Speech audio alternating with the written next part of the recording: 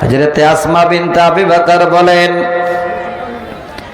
আমার বাবা যখন আমারে বিয়ে দিল, বর্তমানে আমরা ছেলেদের মেয়েদের বিয়ে দিই, বেশিরভাগ মেয়েদের যদি বিয়ে দিই আমরা খবর নিই ছেলেটা দেখতে কেমন, ছেলের বাড়ি ঘর আছে কিনা, ছেলের বাবার গাড়ি ট্রাক্টর হারভেস্টার আছে কিনা, জমা জায়গা জমি কিছু আছে কিনা।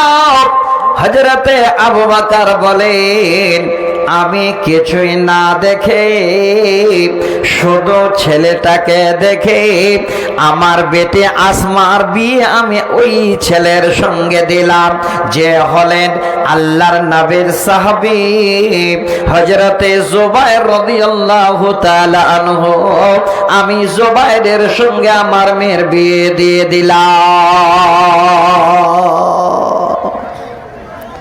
মেয়ে গেছে স্বামীর ঘরে। মা বোন আপনারা ভালো করে শুনবেন, স্বামীর ঘরে যারা যেতে বাকি আছেন এই আদর্শটা আপনারা নিয়ে যাবেন, জীবনে কামিয়াব। হযরত আসমা বলছেন, আমি এবার স্বামীর ঘরে গিয়ে যদি এবার তাকাই পুরো স্বামীর বাড়ি ঘর যেন ফাঁকা, কোনো জায়দাত নাই, কোনো বাসুর ঘর সাজানো নাই, কোনো বাড়ি ঘরে রকমের কিছুই নাই। আমি আমার স্বামীকে নিয়ে যেন জীবন শুরু করলাম, কিন্তু যদি দেখি আমার স্বামীর ঘরে দুইটি জানোয়ার বাঁধা আছে, একটি হলো উট আর একটি হলো ঘোড়া। ওরে মা, যারা বিবি হয়ে স্বামীর ঘরে যান আদর্শ কেমন এখান থেকে নিয়ে নিন। হযরতে আসমা বলেন, আমার স্বামী জুবাইর একটু অলস মানুষ, সেজন্য একটু আইলসে টাইপের। আমি যদি স্বামীর সঙ্গে এবার সংসার জীবনে গেছি, লক্ষ্য করে দেখি ঘোড়া খাবার জন্য ছটফট করছে, খিদা পেয়েছে, ঘোড়ার কাছে কোনো চারা নাই। আমি আসমা এটা একবারও যেন আমার স্বামীর সামনে পরিচয় দিলাম না। আমি নবীর শালী, আমি আবু বকরের মেয়ে, আমি হযরতে আয়েশার বোন, কোনো পরিচয় না দিয়ে স্বামীর সেবা করে এবার তাড়াতাড়ি করে গিয়ে ঘোড়ার কাছে গিয়ে চারা কেটে কেটে এবার ঘোড়াকে খাবার দিতে শুরু করেছেন। হযরতে আসমা বলেন, আমি ওই উট নিয়ে গিয়ে পানি ডুয়ে নিয়ে আসছি, কোন রকমের অহংকার নাই, স্বামীর উপরে জোর নাই, কোনো কথা নাই। আরো তিনি বলছেন, হে পৃথিবীর নারীরা, আমার স্বামীর এত অভাবী সংসার, আমার স্বামী যখন মদিনার বুকে নবীর কাছে জায়গার হিসাবে ছিলেন, নবী যে আমার স্বামীকে যেন 2 বিঘা জমিন আতা করেছিলেন, ওই জমিনটা হলো আমার বাড়ি থেকে স্বামীর ঘর থেকে 2 মাইল দূরে। আমি আসমা এবার কাজ শেষে ওই 2 বিঘা জমিন আমার স্বামীর জমিনে চলে যেতাম, লকড়ি কেটে নিয়ে মাথায় ডুহে নিয়ে আবার আমি বাড়ি ফিরে আসতাম, এসে আবার খাবার তৈরি করতাম। আমি আসমা যেন ভালো রুটিও যা বানাতে পারতাম না, আটা নিয়ে খমির করতাম, আনসারি মেয়েরা তাড়াহুড়া করে এসে আমাকে রুটি বানিয়ে দিত। সেই অবস্থায় আবারও আমি যেন স্বামীর কাছে রুটি নিয়ে গিয়ে হাজির হয়ে যেতাম। কি বুঝতে পারলাম, কি জানতে পারলাম, ওরে আমার মা এত বড় নামে দামি, এত বড় ডিগ্রি ধারে 2 জন্মে, একটা হলো নবীর বেটি ফাতেমা, একজন হলেন আবু বকরের মেয়ে আসমা। এত জীবনে যেন নামি দামি লোকের মেয়ে হয়ে ডিগ্রি ধারী হয়ে স্বামীর ঘরে গিয়ে নিজের মতো করে কর্ম করেন, একবারও স্বামীর উপরে যেন কোনো উঁচু নিচু কথা বের হয় না। সারা পৃথিবীর নারীদের জ্ঞান দিচ্ছেন, দেখো স্বামীর হক কি করে আদায় করতে হয়, স্বামীর ঘরে কি ব্যবহার করতে হয়। এই দুটো যেন হাদিসের মধ্যে আমরা এই জ্ঞানটা পেলাম। আমার মা, হে আমার বোন, আপনারাও সচেতন হন। যদি আপনার স্বামীর সঙ্গে আপনার এই ব্যবহার না হয় তাহলে আপনার নসিব খারাপ।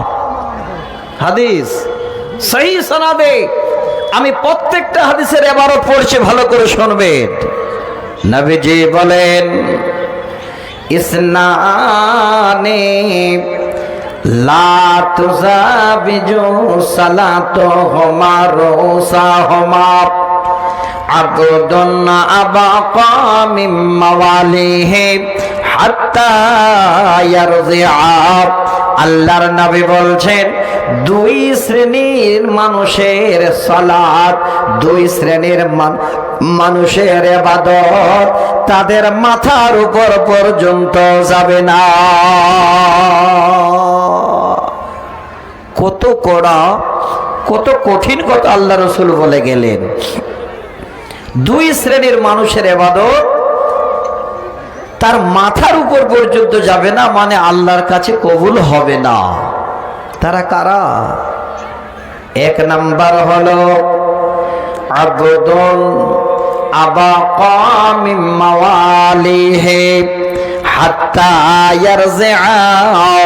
প্রথম নাম্বার হলো এমন গোলাম মনিবের বাড়িতে যেন আছেন, মালিকের কর্ম করেন, হঠাৎ সুযোগ পেয়ে গেল, এবার যেন মালিককে না বলে ভেগে পালিয়ে গেল, এবার নিজেই যেন ইচ্ছা মতো চলে গেল। আল্লাহর নবী বলছেন, ওই গোলাম যতক্ষণ পর্যন্ত আবার মালিকের ঘরে ফিরে না আসবে ততক্ষণ পর্যন্ত ওই গোলামের সালাত যেন মাথার উপর পর্যন্ত যাবে না। এক নাম্বার। দুই নাম্বার মানুষটা হলো আমার মা, আমার বোন, আপনারা। নবীজি বলছেন, ওয়ামরাআতুন আসাত জাওজাহা হাত্তা তারজিআ। এমন বিবি, যেই বিবিরা নিজের জীবনের সঙ্গে নিজের স্বামীকে নারাজ করে দেয়, নিজের স্বামীকে মনে দুঃখ দেয়, নিজের স্বামীর হক আদায় করতে গিয়ে বেশি বেশি কথা বলে ফেলে।